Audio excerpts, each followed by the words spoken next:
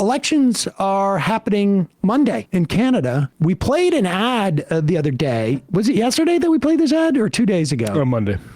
Of two old guys golfing. And like...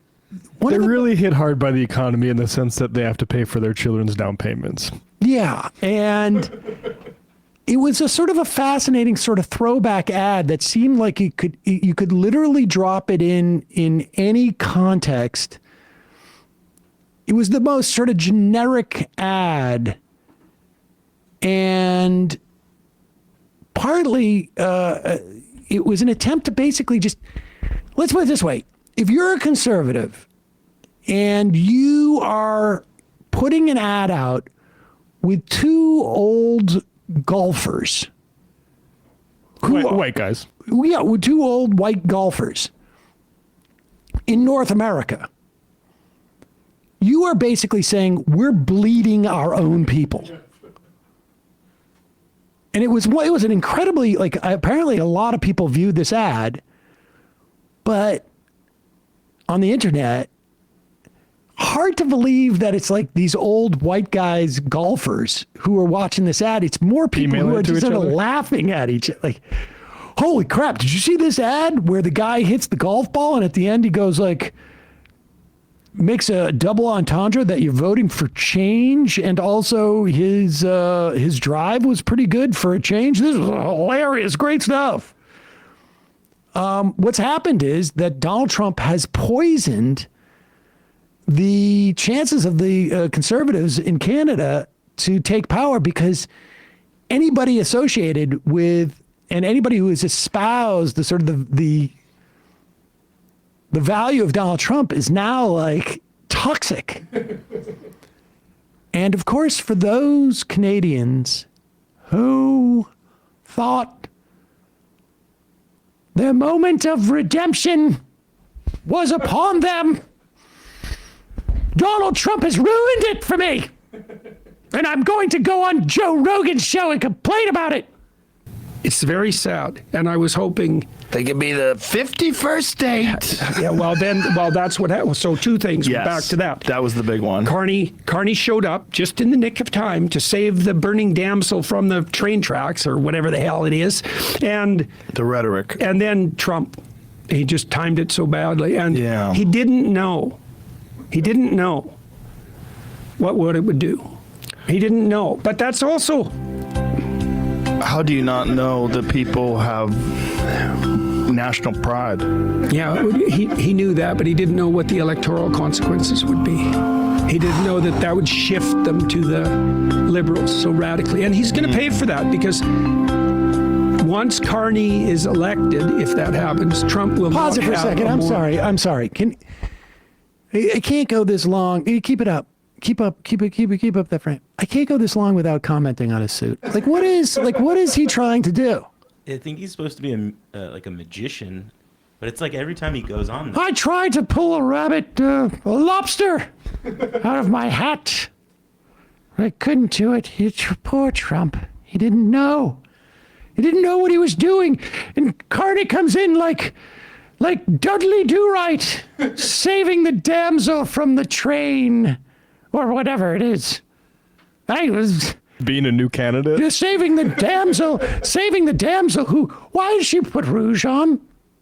Why does she have her pouty little lips with her red lipstick she's trying to lure you to get hit by the train. Attract Dudley Do-Right into front of the train to get hit by the train. Is that why? All right, go back a little bit. I'm sorry. I couldn't help it with that thing. He knew that, but he didn't know what the electoral consequences would be. He didn't know that would shift them to the Liberals so radically. And he's going to pay for that, because once Carney is elected, if that happens, Trump will not have a more seasoned enemy in the West. Boy. Right? Carney's very well connected. Very. Especially in Europe. I'm just also curious, like, why is Joe Rogan so sad about this? He's sitting there sighing. I mean, I know Joe Rogan's just an independent. He doesn't have any type of ideology. Right. He just seems very, very invested in Canada electing a conservative. An enemy in the West is just such a weird way to think about this, but In our own backyard. Well, not our backyard. I'm actually from Canada.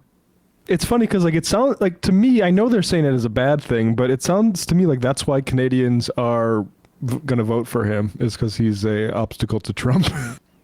Yeah.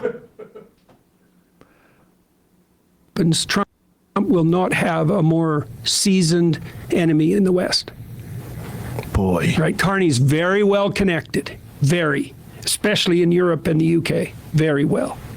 So, and Europe and the UK is a mess. What what are they even talking about? What does that mean? Like, he's very well connected. He's going to be the leader of a country that is subject to Donald Trump's tariffs like the rest of Europe. And there's already a concerted effort to sort of reorient Canada to Europe.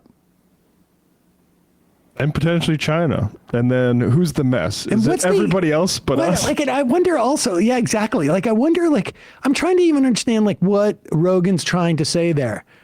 He's connected to Europe and the UK.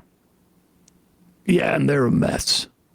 What is that? Okay. What does he mean they're a mess?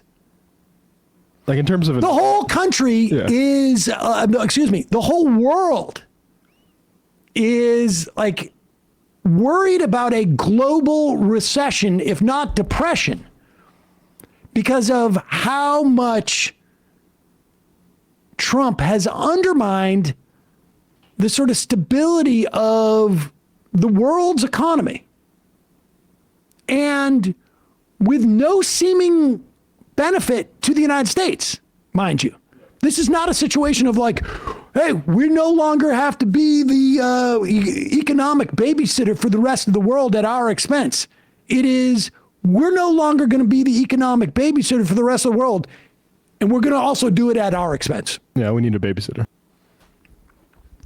I mean, Trump's economy, his narrow economy, his family's economy seems to be doing quite well. Somebody certainly is like riding the wave on all this sort of stock market dips and whatnot. Go ahead. Mess. oh, that's for sure. We've highlighted all the arrests in the UK over social media posts, and most people have no idea. Wait, what? So, Peterson, I mean, to his credit, he's dressed like a carny barker. However, I can see that when Donald Trump has gone off the rails and Canada wants to find a new import-export partner, it might be looking to the UK or to Europe. And I'll laugh along when Joe says they're a mess. And then Joe says people are getting arrested by social media posts. Wait, what? Oh, right. Right. And we wouldn't want Canada to have relations with what is it? Oh, and you know what else is happening? And then if Joe's very worried about the people getting arrested for social media posts in UK, wait till he finds out what's happening in this country. That's what I'm saying. To people who are writing like op-eds or protesting against Israel's genocide. He's going to freak out once he reads the news. Go back just a little. What he's talking about in the UK is people that were spreading misinformation, hateful misinformation about Muslims, leading to riots. Just to be clear for folks, and overlooking the folks who want to oppose a genocide here and are getting detained by ICE over it. So.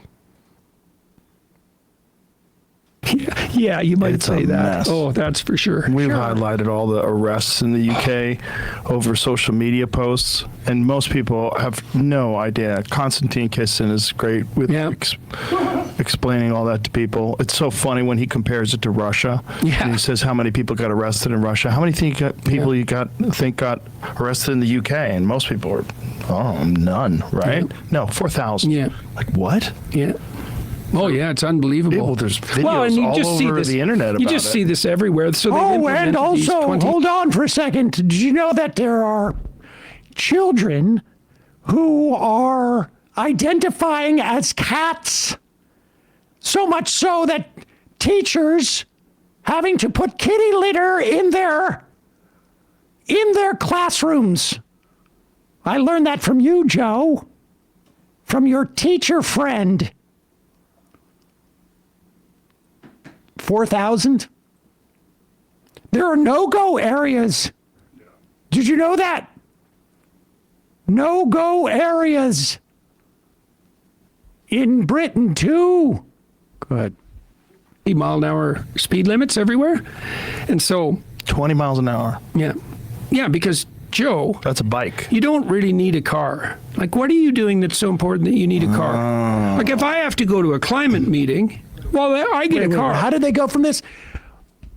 I'm trying to play along with Joe saying that the UK is a mess and I don't know what he's talking about. So let's talk about all the congestion pricing in London. Cut. Speed limits everywhere. Wait, go back. And so, go back. Most people are, none, right? No, 4,000. Yeah. Like what? Yeah.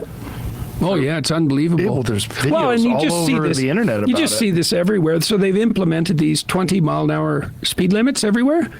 And so, 20 miles an hour. yeah. Yeah, because Joe, That's a bike. you don't really need Pause a it car. for a second. Like, what is he talking about? 20 mile an hour we have 20 mile an hour speed limits in different parts of New York City. It's generally 25 miles per hour. And that's because there's a lot of pedestrians and people get killed in the crosswalk. I thought it was because we're really connected to Europe and the UK. It's because we're a mess. It's because we're a mess. He's like implying like the highways in the UK are 20 miles an hour or something. I bet it's probably in downtown London, which incidentally has one of the best subway systems. It's just crazy. And I'm looking into this thing about these arrests or social media related stuff, and I'm curious. Like, I would like to see some examples of things that were egregious, because a lot of it seems to be stirring up hate against refugees or like harassment and stuff like that. And I think, like, looking at social media in America, I think there should be more of a look at like death threats and stuff shouldn't be allowed. We also do have the First Amendment, though, so that's one difference here, and yet it's not protecting, say, Palestine folks. We've noticed the government is cutting. I mean, I don't know how this isn't more of a First Amendment, like just a slam dunk First Amendment. If you're cutting grants to universities because they are not, you don't like their policies in terms of like what dissent they do or do not allow on campus. That seems to me to be like a open shut case of a First Amendment violation. You cannot determine whether you're going to provide government grants or services based upon speech. Good. Like, what are you doing that's so important that you need a car? Like, if I have to go to a climate meeting, well, I get a car. But the peasants, they don't really need cars. They don't need heat either. Not that much heat. Maybe they can stop grandma from freezing. One of the Barely. fascinating things about Bernie Sanders and his anti-oligarch tour is they're doing it on private jets. Yeah, right. yeah, exactly. first off, Donald Trump has, will you Google that, please? Donald Trump has cut heat assistance for elderly programs in the course of Doge. These guys are just like, the idea that heat is being cut from old people because of climate change is just bizarre. They're going to roll back the tax credits for things like geothermal and solar. If the Republicans get any opportunity to do so, they're going to do that. Guaranteed. The private jet thing, I would bet, is a lie. There's some reporting on it, but it's Is that right? Fox News. What else we got here? Any more? Or is that it?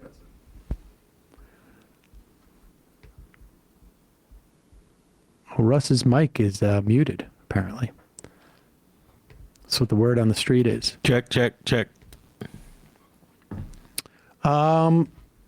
Let's turn on the phones, shall we, ladies and gentlemen? 646-257-3920. 646-257-3920.